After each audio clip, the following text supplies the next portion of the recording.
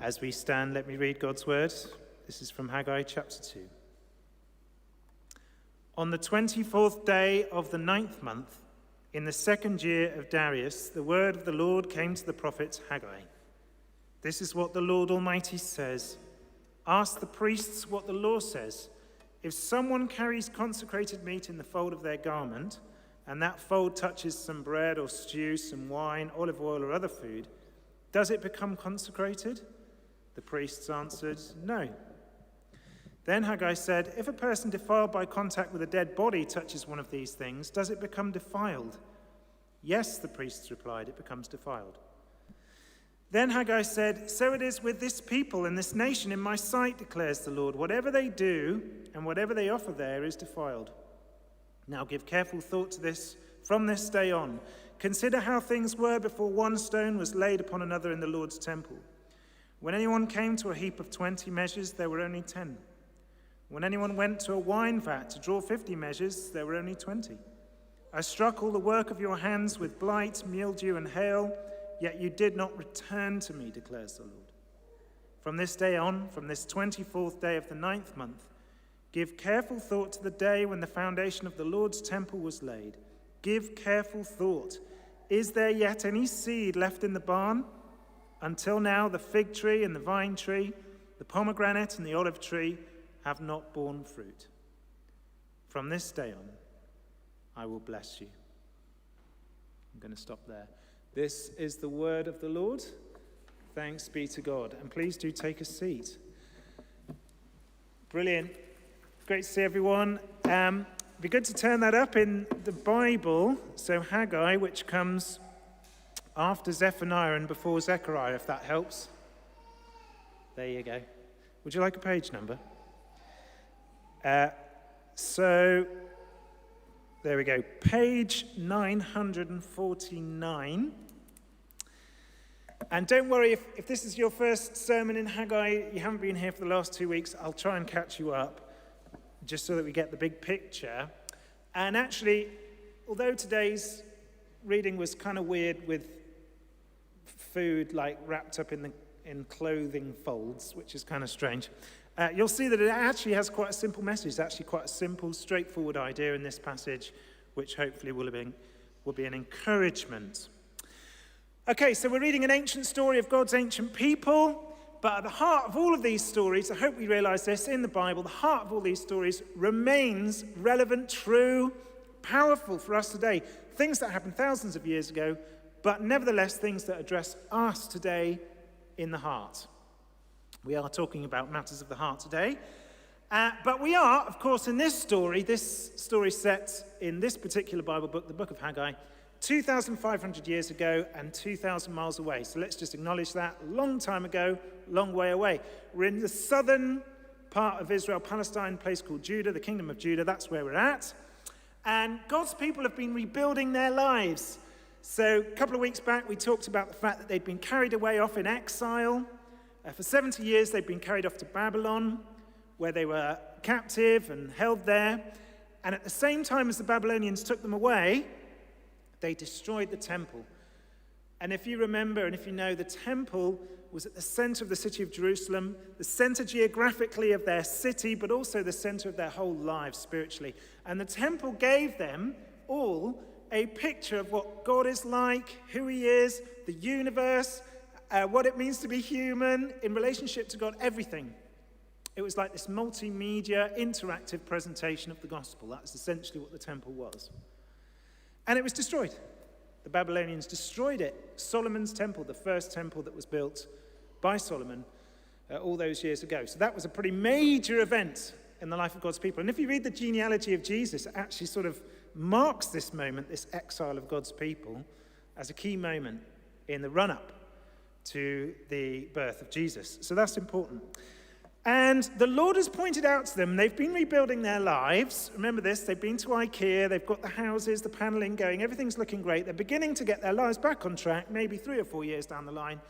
And the Lord points out to them, hang on a second. Everything's sort of being set up and prepared and made ready for you and your houses, but the temple, that central structure, that's just still in ruins, by the way. sort of thing. So this is chapter 1, verse 14. The Lord stirred up the spirit of Zerubbabel. He was like the prime minister. And Joshua the high priest and the spirit, the whole remnant of the people, they came and began to work on the house of the Lord Almighty. Great. Brilliant. And we learned, remember, if you were here this 2 weeks ago, we learned this important lesson, didn't we? That the first task of us as God's people is to build up the Lord's house. Now, we don't have a temple. We don't have a building that we're meant to sort of, build bricks and build structures.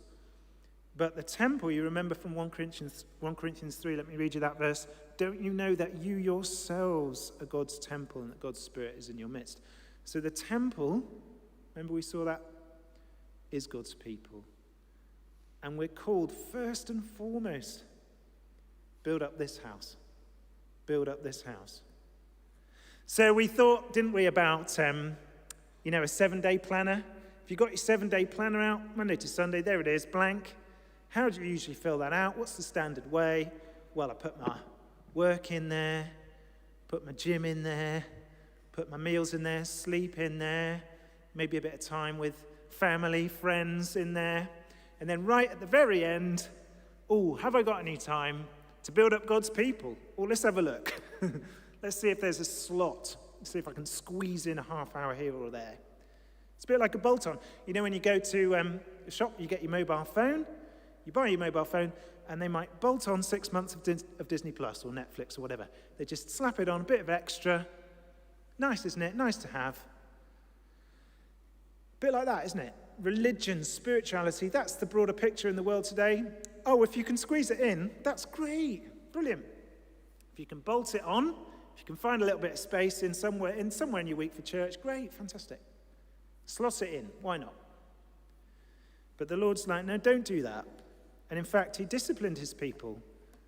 They experienced poor harvest, famine, plagues, difficulty, disappointment, disillusionment. Because the Lord was like, no, I'm going to wake you up. I'm going to bring you to your senses so that you see what must go in first. So the whole idea would be, rather, get your 7-day planner out and think, right, how do I build up this household of God? That is my first task. It's the first task of every Christian everywhere. How do I build up? How can I serve and build up this people? Now, it's not everyone's going to do my job. Not everyone's going to do the job of the welcome team or the hospitality team or the safeguarding officer. But there'll be things.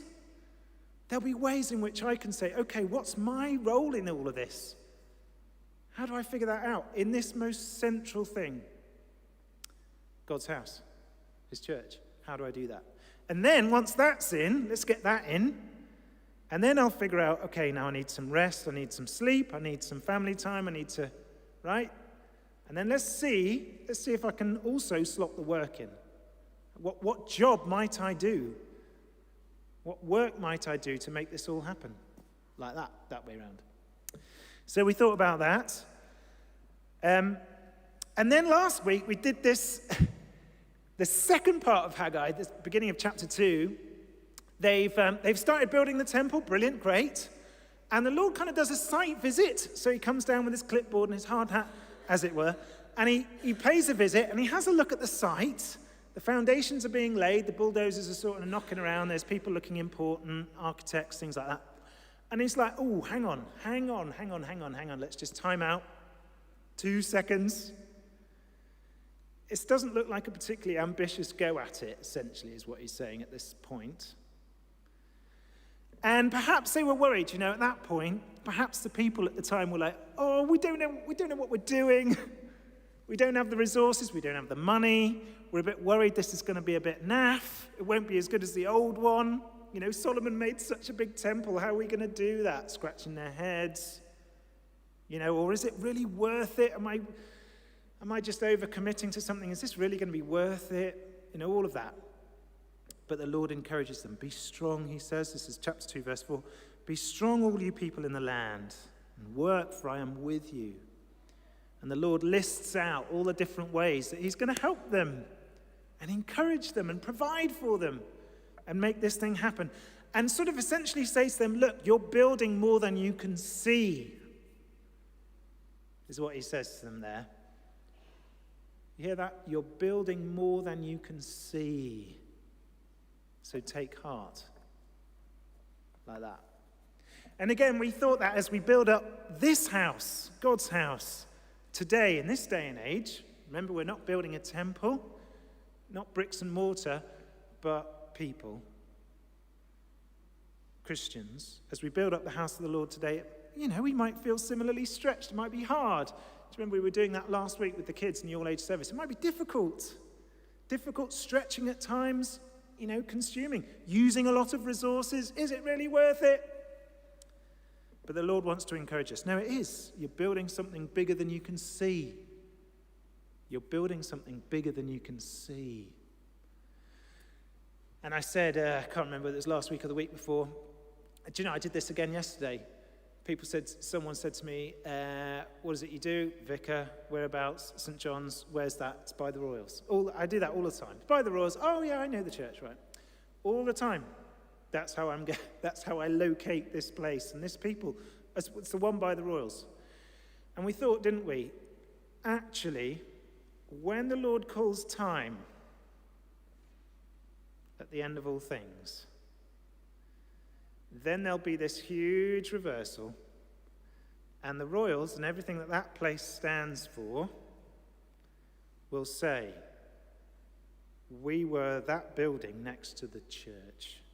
That's where it was all happening. We didn't see it at the time.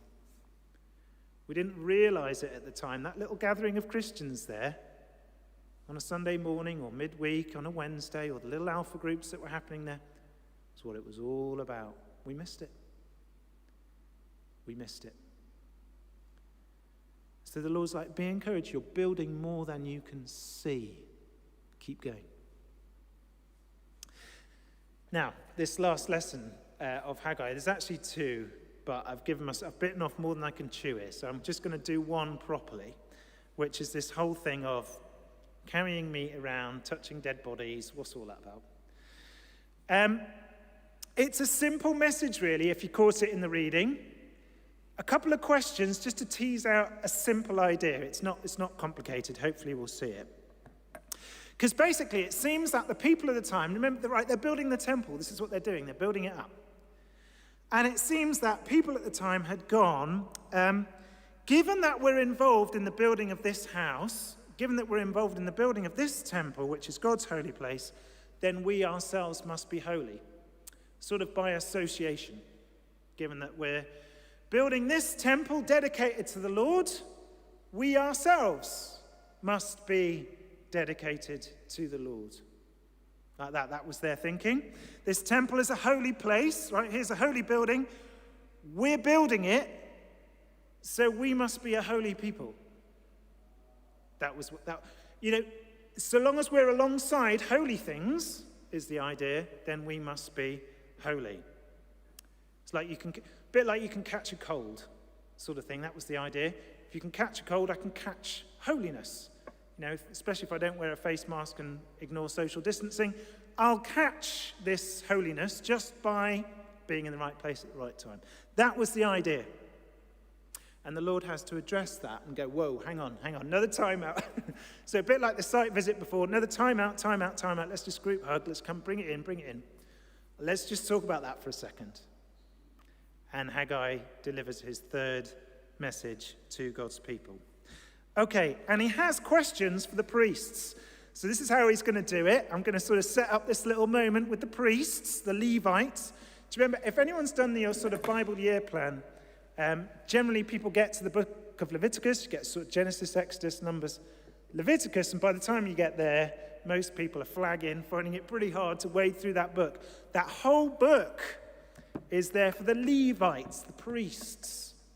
For they, of all people, need to know stuff about what's clean and unclean in the life of God's people. They were schooled in all that stuff because it was going to teach them really important lessons. Particularly Leviticus chapter 10, if you want to read it after you have lunch today. Go away and have a look at that. Now, the first question that he's got for the people is this. Okay, let's read it. It's verse 11. So if you have a look, chapter 2, verse 11. This is what the Lord Almighty says. Ask the priests what the law says. If someone carries consecrated meat in the fold of their garment, and that fold touches some bread or stew, some wine, olive oil, or other food, does it become consecrated? So, first of all, I know what you're all thinking. You're all hoping that they've got a little bit of Tupperware or something like that to kind of cradle this sacrificed meat or whatever before you put it. I don't know what they were doing, whether they just like made a fold in their garment and just like put all this food in there and then carried it off home. Who knows? But anyway, the idea is that people would regularly make sacrifices to the Lord. One of them, just give you one example, was a fellowship offering, where you would bring an animal, and the animal would be sacrificed, and you would have this meal with the priests. The priests would represent God to you, and you might come with family and friends and actually have a meal all together and eat the food together, and it would be this, maybe have a whole day out, make a day of it, and it would be this special time of fellowship that would signify fellowship with the Lord, a bit like when we have bread and wine at the table. But of course, if you've sacrificed an animal, there may be loads, there may be way too much loads left over. So someone may think to themselves, oh, I know, I'll take some of the leftovers, pop them in the fold of my garment, we'll go home, we'll crack it out, we'll maybe make a little stew out of it, get some potatoes in there, carrots in there, crack a bottle of Chateauneuf de Pape, whatever. We'll have, at home, we'll carry it on, we'll have a little holy meal back at home like that, because we've brought this consecrated meat back home, and therefore, when we mix it in with the gravy and the carrots and the onions and everything else, we made a little stew and had some bread and wine. You're all feeling a bit hungry now. Maybe this also could be a holy meal, like a special consecrated meal. And the priests are like, no. No. And the idea there was, what they were being taught by that was that you must return to the source. Holiness, you return to the source for that. You can't just catch it, from one thing to the next. You must come to the place of meeting with God, right? Represented by the temple, the priests, the sacrifices. That was the place of God's dwelling, his meeting point with his people. It happens there. You have to return to the source. That was the idea. So holiness wasn't transmitted. It wasn't like you carry that on, it just kind of gets passed on. No. You got to come back. That was the idea there. So the priests were like, no, consecrated meat in the fold of the garment, no good. That doesn't make other things holy. You can't have a sort of secondary consecrated meal. That's that first question. The second question is the flip side. So verse 13, Haggai says, if a person defiled by contact with a dead body touches one of these things, so like your carrots, your bread, your onions, your wine, your oil, whatever, does that become defiled? The priests go, yeah, it does. In that case, it does, if you've come into contact with a dead body. And similarly, the idea there, similar idea, is that you might come into contact with a dead body or a dead animal, in fact, and you would be unclean for a day. That was the law. That's how this lesson was going to get taught. And the lesson was, death has no place in God's presence. Death has no place here. So if you'd come into contact with death, you weren't to come into the presence of the Lord because you would defile it. You would defile the temple, you'd defile things you touch, you'd defile things at home, all that kind of thing. Because it wasn't like a morbid, weird thing, or even worse, like some weird, ancient food hygiene safety thing, which has been suggested, by the way, which is absolutely bonkers. The idea is, death has no part, the Lord's saying, death has no part in me and my life, says the Lord. I'm gonna help you understand that. So it's quite a hopeful thing in the end. They're sort of realizing that if I come into contact with death, everything I touch is defiled for a day.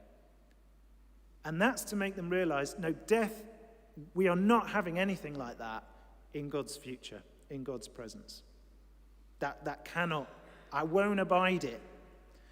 And so if you made contact with dead things, you had to sort of learn, you were constantly having that lesson reinforced to you.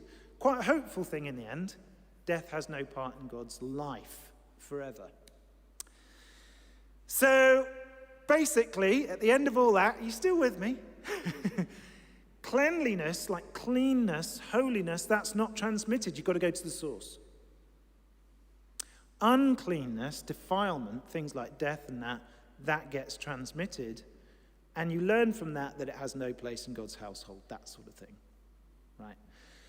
Now, just a side note, because you kind of need, I don't know if you ever sort of sit with the Old Testament and think, why do we read all this stuff? This is so weird. Why do I do this? Why do we do this in church? Or why does my Bible notes take me through this? Let me just say, it's a bit like this. You know when you get a diamond, right? If you really want to see the beauty of a diamond, what do? You get a perfectly seamless piece of black cloth, don't you? And you put the diamond on the cloth, and then you'll see it in all its beauty and the color and the light bouncing off all the faces. You'll see that if you lay down the cloth, like the back, you put the right background on the diamond, you see? And then you see the diamond in all its beauty. Now think of Jesus. Think of Jesus. Think of the woman who is ceremonially unclean. She's bleeding. And think that she goes up to him and touches his robe. And the minute she touches his robe, healed, clean, because she's at the source. Do you see? She doesn't defile Jesus. She doesn't make him unclean. He makes her clean because she's at the source.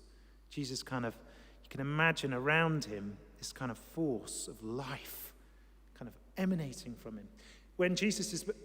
Even as funerals are kind of wandering past him, because this is one occasion where there's a funeral hearse just kind of going past, and it's almost as if resurrection just starts breaking out. And life, and this dead person comes alive. Because Jesus is like the source of all life. And similarly, when he's talking to his disciples, he's saying to them constantly, you've got to stay with me, abide in me. Much like people would abide in the temple, right? Stay there, keep coming back to the source. Much like you kept coming back there, he's saying to his disciples, stay here, stay with me. If you stay here, you will be holy. You'll be pure. But without me, nothing you can do is of any use. It will only spoil and defile. So all of these things, all of these lessons in the Old Testament, they're actually there to help us see, just like the diamond on the cloth. Wow, this Jesus. The Apostle Paul makes this point in Titus 1, verse 15, says it like this: to the pure, all things are pure, but to those who are corrupted and do not believe, nothing is pure. In other words, if your hearts are right with God, right, if we've come to the source, our hearts are right with God, then everything we offer to God is holy. So it doesn't matter if you're doing the dishes or the school run or you're doing your day job or you're looking after the kids or whatever, everything can be offered to God as worship. Everything. Everything is pure if our hearts are right with God. But if our hearts are not set on the Lord, if actually they're still unclean, then even holy activities, even things you might regard as the most holy thing. What is the most holy thing you think you can do as a human being? Think of that.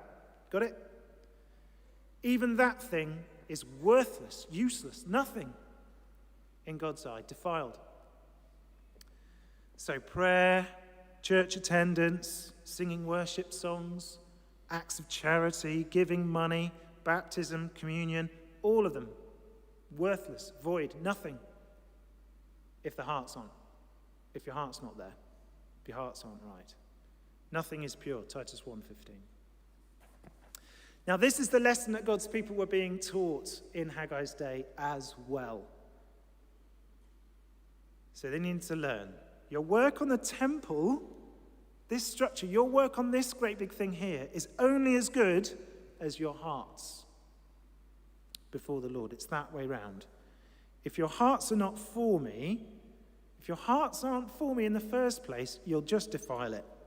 Your work will be like filthy rags. God's people hadn't taken these matters of the heart seriously. They just assumed that they could build the temple and that would fix things. But the Lord says, no, your heart's not right. So verse 14, Haggai said, so it is with this people and this nation in my sight, declares the Lord. Whatever they do and whatever they offer is defiled. Now, the Lord wants them to meditate on this. We get that repeat phrase. Haggai uses it a lot. Verse 15, give careful thought to this. So, he's saying, the Lord's going, remember that famine and drought and the difficulty you had with harvest and the dissatisfaction you felt. All of that was meant to call you back to me, like from the heart. And I offered you a little illustration of how you're not with me at the moment. Namely, see that place over there, that temple lies in ruins, right? I'm just showing you where your heart's at. Because the temple's ruined and it's not being built, right?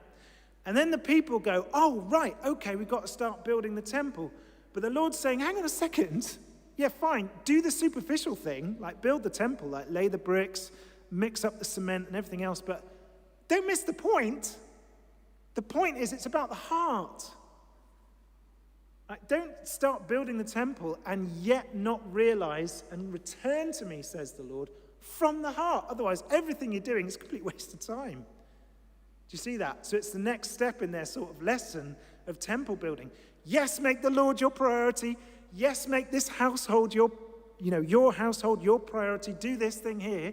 Yes, work at it with all your might. Yes, I'll encourage you. I'll provide. You'll build better than you can see. But don't miss the heart. The heart's got to be there. The heart's got to be there. Otherwise, you're wasting your time. The whole thing is a waste of time if your hearts aren't right before me. So it's a simple lesson. It's a really simple lesson. Don't do the superficial thing. Don't do the religious thing. And forget what's going on in the heart. That's what the Lord wants to teach them. That's it. And he wants to alert them to that. So he's going, I'm withholding the harvest even still. This is verse 19. He goes, give careful thought. Is there any seed left in the barn? Until now, the vine and the fig tree, the pomegranate, the olive tree have not borne fruit. So he's kind of saying, I'm just holding back the harvest still. You know, the fruit's not going to come on the trees yet. The vine isn't going to produce fruit. Because the thing I'm after is your hearts. Have you got that? I know you've started building the temple, but what I'm after is your heart. It's always been about the heart. Do you know, it's always been for the Lord, even in the Old Testament. It's always about the heart. Where's your heart at? But verse 18, it appears that this powerful prophecy of Haggai, when he delivered it to the people, they got it. And it resonates with them. And on the 24th day of the 9th month in the 2nd year of King Darius, from this day on, the Lord promises, I will bless you. So it looks like they've got it. They've got it. It's about the heart. Now, for us too, brothers and sisters, simple message. We don't become committed Christians by hanging around committed Christians. We don't become prayerful by hanging around prayer meetings. You don't become loving towards God by reading about people who are loving towards God. You don't become a faithful servant simply by singing songs written by faithful servants. We're not holy simply by being involved with people and activities that are holy. So it's a moment to stop and check the heart. Why am I doing this? Why am I doing this? Have I returned to the source? Where's my heart in all of this? You know, maybe you're not a Christian here. You wouldn't yet call yourself. You wouldn't say, I'm not sure I've quite crossed the line. Can I encourage you? This is about the heart. This is about the heart. More than church activities and doing things, first and foremost, it's about the heart. But also, for those of us who've been Christians, maybe Christians for decades. Decades. Maybe you've been around church things for decades. Is it about the heart? Or am I building this thing, kind of hoping that just by association, being in the right place with the right people, doing the right kind of things, I too will be caught up in all of this? Has it become that? Or is it about the heart? Think on these questions. Be encouraged. As we do come to the Lord, the source, think about just reaching out and touching the hem of Jesus' garment. Thinking about just doing that with your own hand, in your own mind's eye. Going back to the source and the healing flow and the holiness of God rushing in, even as we turn to him, the source of all life and holiness. Let's just pause for a moment. Let's say a prayer together. Let's just hold a bit of quiet. Bring ourselves to God. Where am I at? Where am I at with all this?